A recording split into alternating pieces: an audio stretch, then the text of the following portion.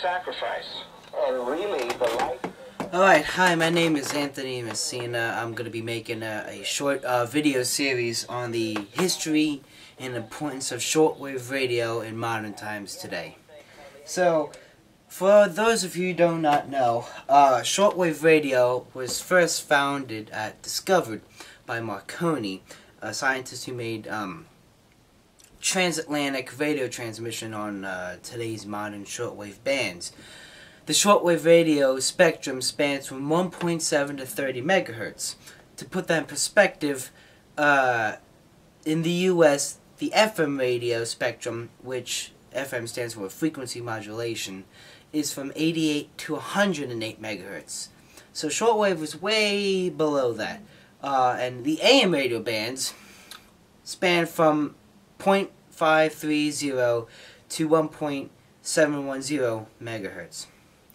Now, AM radio stands for amplitude modulation, which is the specific type of modulation that they use to transmit radio waves. AM radio today is not as prevalent as it used to be, obviously. And neither really is FM radio. It's still there, but it's just not, that's not even as big as, per se, digital radio, and especially the internet. Now, the reason I'm making this video is to show you the true importance and usefulness of shortwave radio, specifically shortwave radio. Because shortwave radio propagates differently during the day. During the day, and especially during the night, you can pick up radio stations from all across the globe. If I turn this on right now and flip it to any random frequency, like let's say 9420 kilohertz, I can pick up the voice of Greece. This is coming from Greece. And many other countries have their own radio station.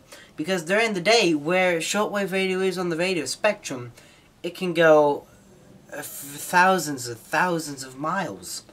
Now, it's especially useful for specific two-way radio communication, ham radio. And there's thousands of ham radio operators just in America, Mexico, and all across the globe. Two natural disasters that terribly affected America brought about the best in ham radio operators, and the two that probably come to most people's minds is Hurricane Katrina and Superstorm Sandy. Now, in late August of 2005, Hurricane Katrina hit New Orleans and devastated the place. And ham radio operators came out and really helped people tremendously. Because when the power goes out, cell phone service goes out, internet goes out, you can't get your laptops to work, your cell phones to work. So mobile handheld battery operated ham radios are really the only way that you can communicate, in long distance especially.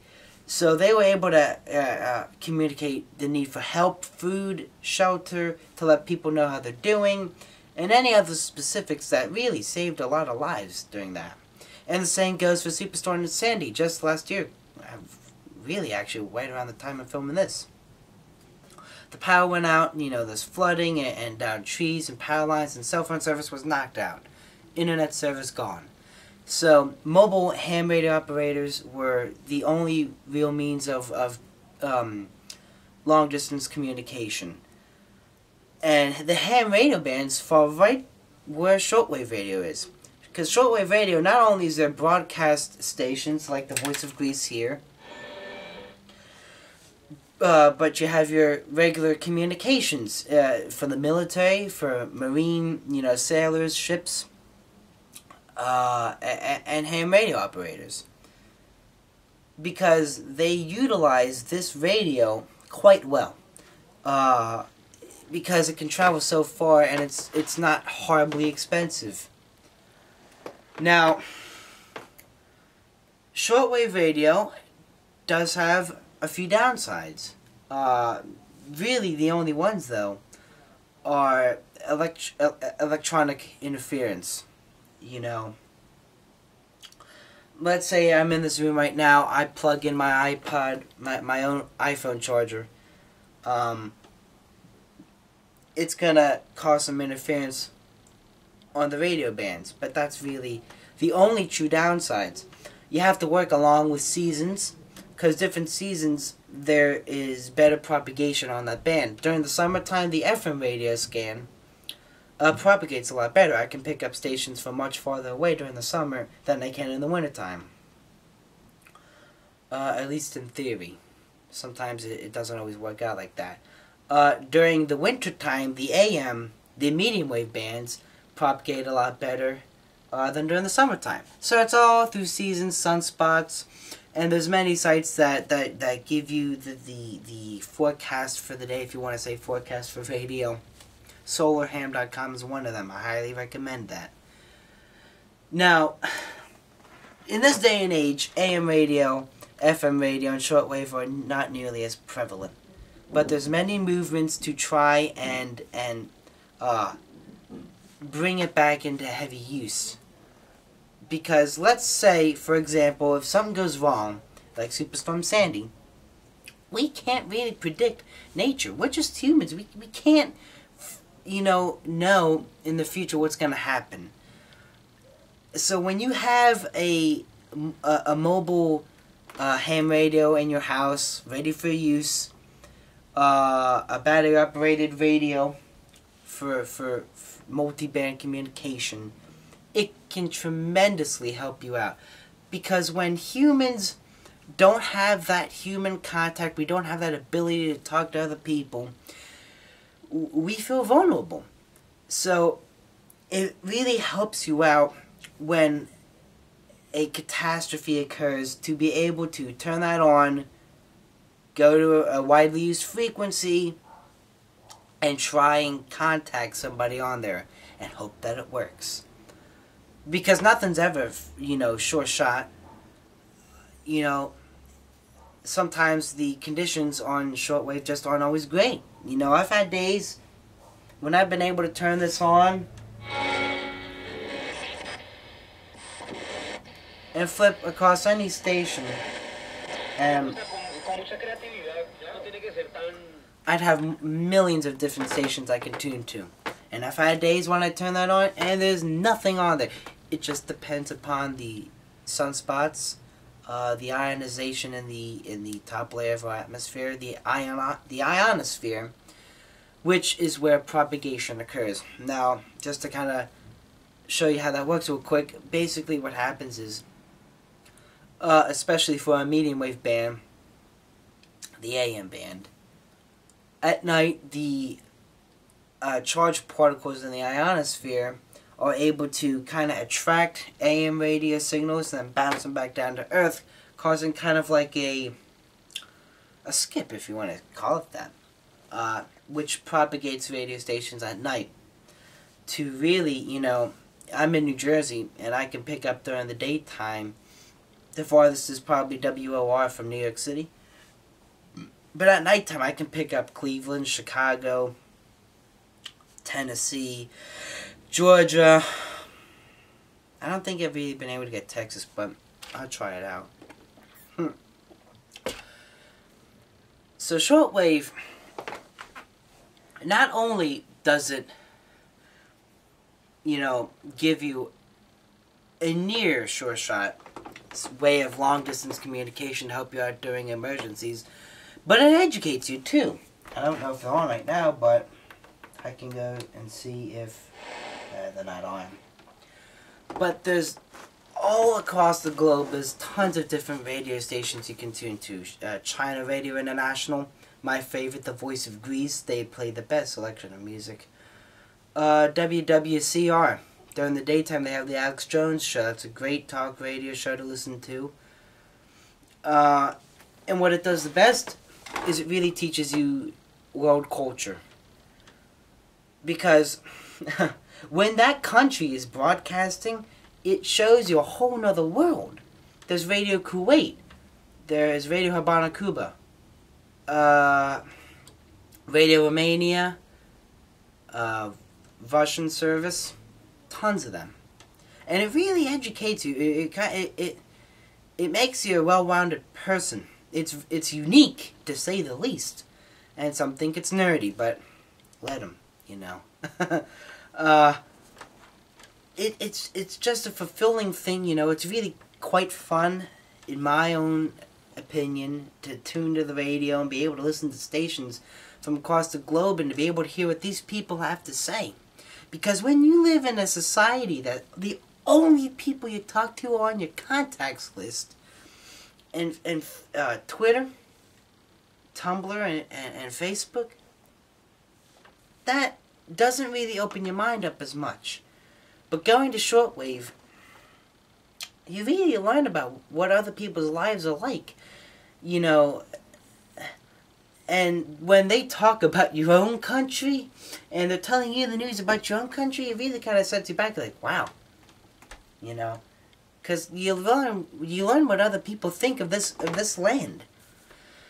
It's fulfilling, and it educates you, and after a while, you're probably gonna wanna do something, you know, do something about what other people think of America, or not necessarily that. It just, you know, it really opens you up to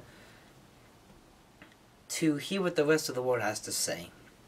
And I just discovered a movement, Ears to the World. I don't know too much about it, but from what I've read, the gist of it seems to be going to the poor parts of Africa, and I believe a couple of other countries that aren't off the top of my head. Giving the underprivileged shortwave radios, just basic shortwave radios that really open them up to the rest of the world, because those people are in much worse condition than we are, and they're finally being connected to the rest of the world, which can hopefully help the human race tremendously. I suggest you go check them out. I haven't done much research about it either, so I'll probably do that after making this video.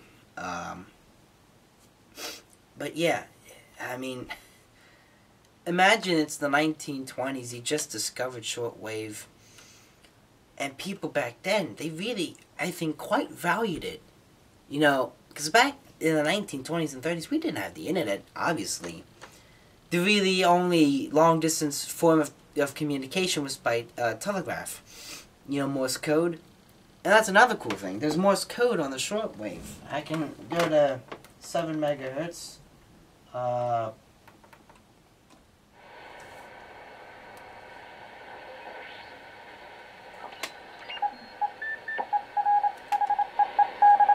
There's Morse code still being used today. Still today.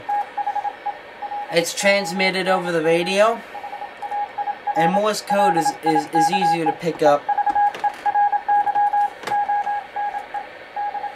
It just really kind of amazes me that Morse code, which has been in use for probably over 100 years now, you think, you know, you're texting your friend, you think nobody's using Morse code anymore, but nah, they still are. They still are.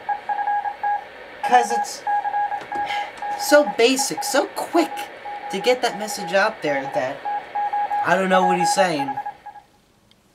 I believe that actually might just be a beacon. I don't know what he's saying.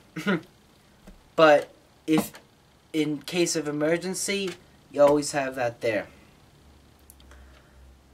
You know, and the most unique part of shortwave are the shortwave pirates. If you don't know what a pirate is, a radio pirate is somebody who broadcasts without a license. In other words, illegally. Shortwave pirates are all across the globe, and the one site to really, you know, throw you right into that whole other part of shortwave is hfunderground.com. None of these are paid advertisements, none. You know. The shortwave pirates, you can catch them between, in America, 6920 and 6975 kilohertz. Usually on at night, usually in single sideband. Now, single sideband is basically what I put it. AM radio, amplitude modulation, which is the type of modulation used mainly in the shortwave works in a carrier. Now, you have your carrier. This is the upper sideband, and this is the lower sideband. A carrier carries both audio for both channels. It's really just a makeshift drawing, but explains basically what it is. You have the middle carrier, and it carries both, so you have a full sound stereo. Now, when I say that somebody's broadcasting in the upper sideband, that means that they're only utilizing this part of the carrier. In a lower sideband, they're using that part of the carrier. So it's not a full signal, but it can make the signal travel much farther. So they utilize all the watts that they put out. Yeah, this is probably a little long, but I hope it opens you up to see that there's a whole nother world out there. There really is. And shortwave radio is the way to be connected to it. You can really pick up practically anything, you know. For instance, I can go to, I don't know if I'm right now. No, they're not. But I can flip to any station. You know, there's tons of them. Huh.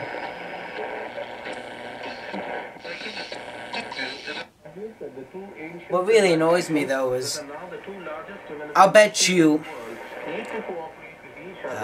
close to probably 80% of it's all religious.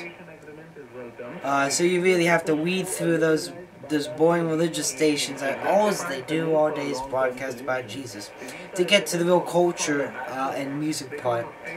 But yeah, a whole lot of it's just religious stations. Not that exciting. And then that one other 1% of its pirates and those real fun spy number stations. Spy number stations are basically, it's been going on since the Cold War, where there'll be these illegal stations that they broadcast in either CW, Morse code, Spanish, English, German, I think Chinese too, and Russian.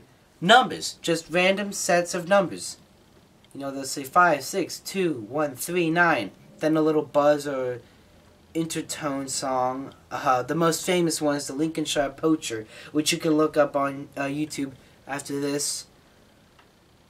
And they're related to government. It's other countries spying on other countries. What the theory is, it's still not completely proven, but most likely it's the correct answer.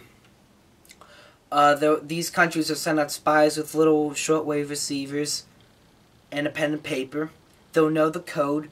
They'll be able to decode these sets of numbers being broadcasted to them. And they'll get their orders. And nobody ever has been able to break a code, because what they use is a one-time pad, so it changes each time it's broadcasted, so it's basically unbreakable. And to this day, nobody's really been sure of where the hell they're coming from. Only, I think, one person's admitted that they were a spy. A few have been arrested, I believe. But really, nobody's admitted to doing it. And they're weird. They're very weird to listen to. Some of them are just plain weird. Some are just noise stations, which just have random noises being broadcasted. The most famous one, UVB 76 in Russia on 4625 upper sideband, is just a constant buzz going on. Stops back on every 3 seconds. That's been on since the 80s, is the first time it was reported being heard. So there's a whole other culture out there. You know, from AM radio to FM, and really FM's just rap and hip-hop playing the same damn songs every day, and a couple of those college and classical stations, to shortwave, where you have innumerable amount of frequency you can use, It opens you up to a whole nother world. You can listen to the pirates play music you've never heard of. You can listen to stations in languages you don't know what the hell they're saying. But honestly, it's so valuable, that sense of communication over the entire world. If an emergency was to occur, if you had yourself a mobile radio, you can go on, hope for the best, try and keep getting in contact with somebody, and really give you that sense of being able to talk to somebody else across, you know, your state or country or even the world. And thank God that there are organizations out there trying to keep it alive, trying to have as many people know that it's still there and there's still people using it. There's been digital tests on shortwave. I believe it's called DRM, digital radio modulation. Don't quote me on that. That gives shortwave radio, you know, which sounds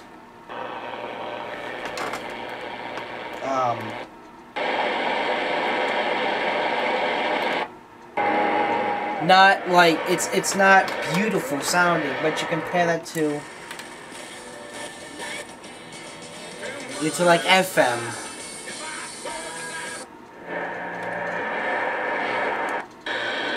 It's not crystal clear. So they've been able to make shortwave sound like FM now, using, you know, less watts. And they're going to be testing that soon. They already have, actually. So you're going to have to get yourself a whole nother radio to get digital radio stations on the shortwave. And that's hopefully going to be able to bring it back. You know, because now people who are really, you know, wimps about it not sounding beautifully, they can flip that on and use shortwave and have it sound like FM. And really anybody, I'm sure, would love to have it sound, you know, like crystal clear and quite natural. So, this is Anthony Messina. Comment, like it, subscribe there at the bottom. And spread the word. That's all I really can say. You know, spread the word about shortwave. Do a little research about it. You know, I didn't say everything about it, because then it'd be really drawn out. And let's hope that we can keep it alive. For those of you who know what I'm about to say, you'll get it. 73s.